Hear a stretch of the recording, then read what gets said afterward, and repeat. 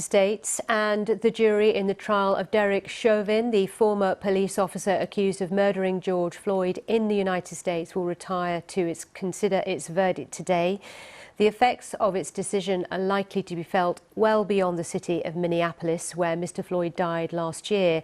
Our correspondent Barbara Plett-Usher visited neighbouring Wisconsin to find out how people there are responding to the trial.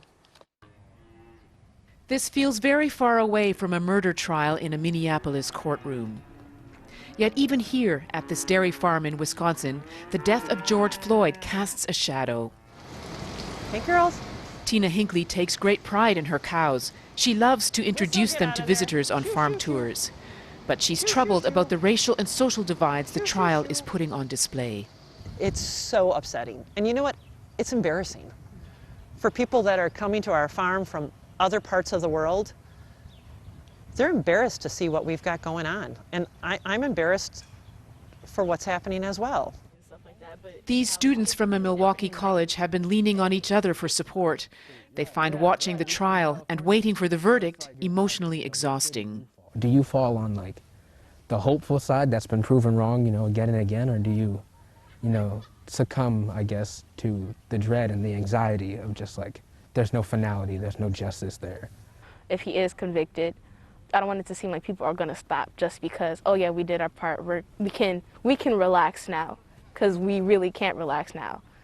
It's still the beginning of this whole entire movement.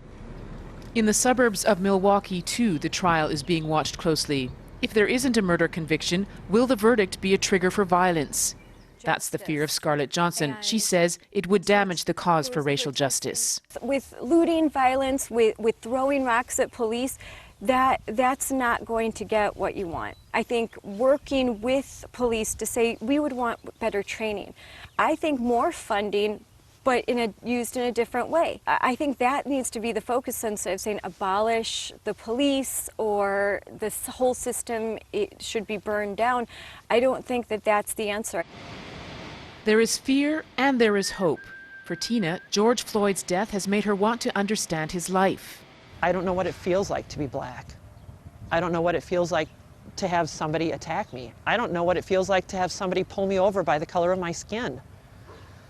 So I can't relate to that. But if this trial brings out some of those feelings and how these people are racially attacked, I think it's going to be enlightening.